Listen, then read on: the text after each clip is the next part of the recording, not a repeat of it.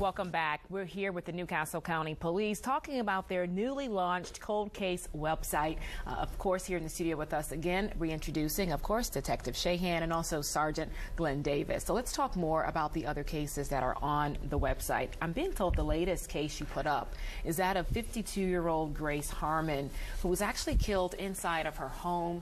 And this was back in 1979. That is correct.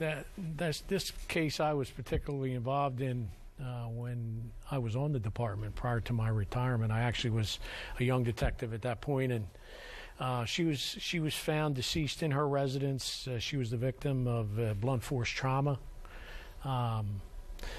The case was investigated extensively by the Newcastle County Police. However, it was not brought to a successful conclusion, nor was an arrest made.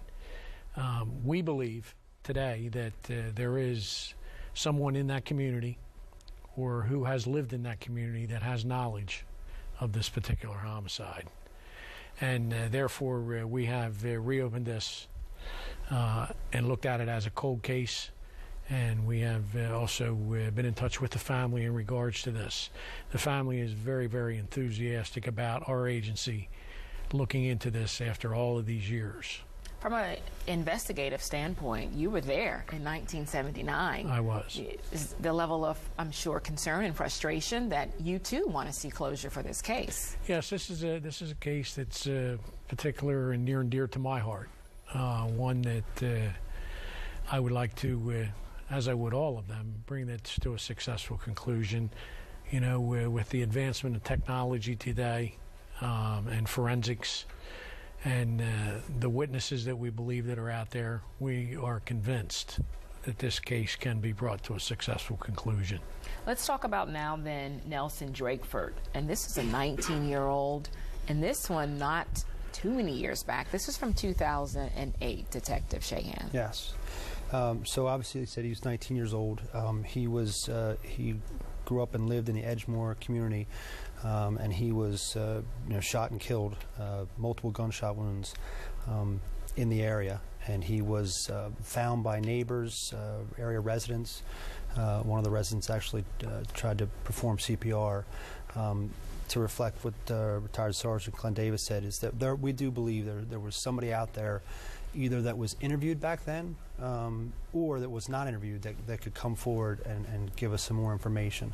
So in most of these neighborhoods that we deal with, there's not too much activity that goes on that doesn't go unnoticed by the neighbors. The one thing, though, is that if you want to get the person to step up and say something, sometimes they feel a little apprehensive to get involved. And that's why we're using this website and Crime Stoppers. Right, I was going to ask that. Do you think the website, it just gives people another avenue to communicate with you? Yes. We're hoping that they'll feel more comfortable in opening up, whether it be by email, text a tip, or if they go through the Delaware Crime Stoppers. And if they don't want to necessarily give their name, if they point us in the right direction, if there's someone that we should talk to or go and visit, that's what we're hoping this will accomplish. Let's talk about Jeremiah McDonald and his personal case, this 30-year-old who was taken in July of 2012. So, that's obviously 4 years ago. That too it was in the Sparrow Run community. That community there's a one-way in, one-way out entrance. Once again, not too many things that happens in that community that people don't know of or hear of. He was found deceased, multiple gunshot wounds, lying in the street, and then obviously we had various neighbors that came out to assist. But same thing, he obviously that's 30-year-old male that was shot, taken away from his family, and we're trying to see if someone would open up and we know that someone either saw something before, during, or after that they could come forward and let us know. Yeah, getting the word out about the website and that these cases are on there. Maybe if a person reads about it, could it possibly take them back to that day maybe get something in their memory to click. And so that's what we're doing. And on the website, and they'll be able to visit it. We have pictures of our victims, and they're provided from the families. We have a map of the area so they can see where exactly it happened. And then we give a brief synopsis as to what happened, you know, the date, the time. And we're hoping that, yes, it will help us with that. Now, Jayne Pritchard is another one of these victims who's now been handed over to the cold case squad. And Sergeant, I believe this is one too as well that you too would know more about. Was this also during your time? It was. Actually, both of us have a substantial amount of knowledge about this.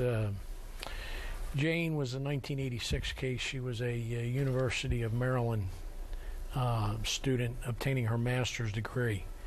And she was in the Blackbird State Forest in the lower end of Newcastle County, and she was doing some botany experiments.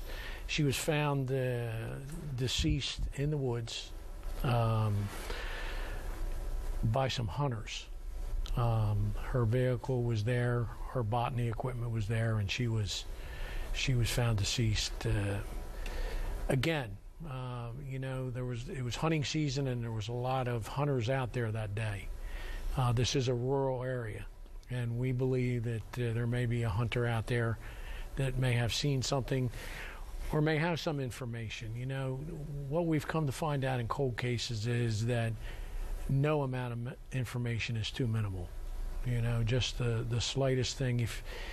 If you think, if it comes to your mind and you think that it may help us, please call, please text us, please contact us, because solving a cold case is like a jigsaw puzzle. We have to put all the pieces together. It's also then, it takes time. You guys were mentioning when you're finding new evidence, if you find something, just processing some of this, especially from cases you're talking from the 70s and 80s that are on your plate.